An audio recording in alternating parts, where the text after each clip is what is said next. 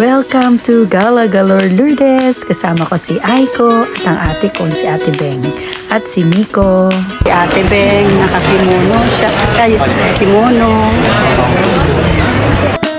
Nagkimono sila Aiko at saka si ate para naman magkaroon sila ng remembrance sila at kung paano magkimono ma-try nila.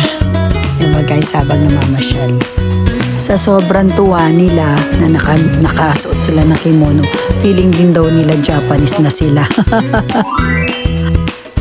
Ang ganda nga naman tingnan, remembrance nila. Kaya pagtapos namin pumunta ng Asako sa temple, punta kami dito sa Shibuya Sky. Ito nga pala yung entrance bago ka makapasok. Makaakyat sa taas. Medyo madilim, tapos sasakay ka ng elevator. Ayan guys, at saka may escalator nga pala. Tapos elevator, escalator din. Ayan, ang mga tao. Naka full smile sila kasi makikita nila ang ganda ng Shibuya Sky.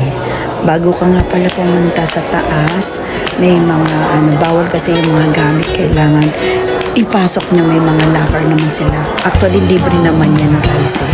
May mga yan. Ayan o.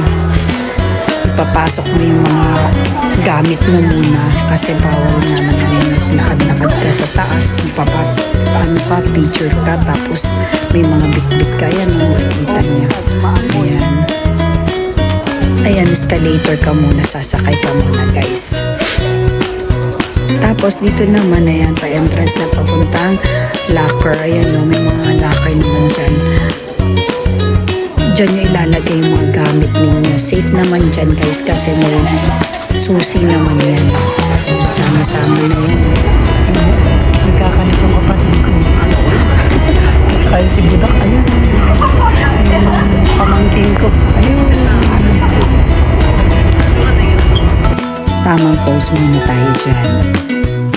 Na pag tumitingin ako sa baba, nalulula talaga ako pero na-enjoy ko siya sa ganda ng tanawin ko na nakikita ko. Super ganda talaga guys.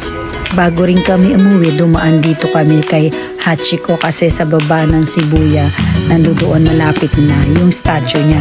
Tamang picture kami dyan guys. Ayan.